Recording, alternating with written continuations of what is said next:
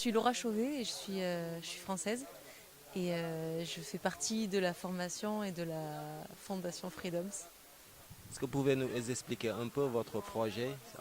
Ça consiste à quoi cette formation?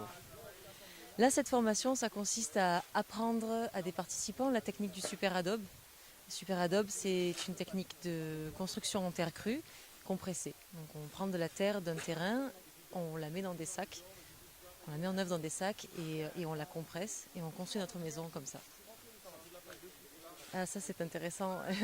On a eu une stagiaire qui est Aïssa, qui est notre hôtesse ici, qui est venue se former dans une de nos formations en France et qui nous a parlé du terrain de sa famille ici et qu'elle voudrait vraiment amener ça dans cette région-là. Et ça nous a de suite intéressés parce que c'est notre projet aussi d'amener ça au plus de monde possible. Et surtout dans les endroits où l'accès au logement est difficile, l'accès au logement décent, et les endroits où il y a des catastrophes naturelles aussi, même si ce n'est pas forcément le cas ici. Je pense que le premier, celui qui vient en tête en général dans toute la tête des gens, c'est le moindre coût de cette construction-là, parce qu'elle utilise des matériaux locaux, elle utilise ouais, c'est ça. Utiliser des matériaux locaux et ensuite c'est beaucoup de la main-d'œuvre, c'est notre propre corps. Donc si on veut bien construire nous-mêmes notre maison, on payera beaucoup moins cher. Il y a d'autres avantages. La terre, c'est une vraie richesse, c'est extrêmement solide. C'est une façon de construire ancestrale. Partout dans le monde, les gens construisent en terre. Et ça s'est un peu perdu malheureusement au profit du béton. Et les constructions en terre, voilà, en été, on n'aura pas chaud. En hiver, on n'aura pas froid. On sera protégé de la pluie, on sera protégé des balles, des feux. C'est vraiment, je pense que c'est vraiment une richesse. Vous comptez en faire combien ici?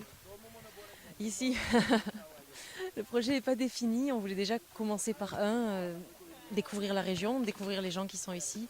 On aimerait bien en faire peut-être deux ou trois autres. L'idée, ce serait de ramener la vie sur ce terrain qui avait été abandonné et de pouvoir, si possible, voilà, intéresser les gens de la localité. On a un stagiaire ici qui fait partie d'un projet juste à côté et et qui va, et qui va construire certainement toute une école avec cette technique. Donc on pense revenir. Ouais. Au Sénégal et partout ailleurs, je pense que ce sont les mêmes. On voudrait vraiment, on a plusieurs choses. On voudrait vraiment donc apporter la technique aux gens selon la formation.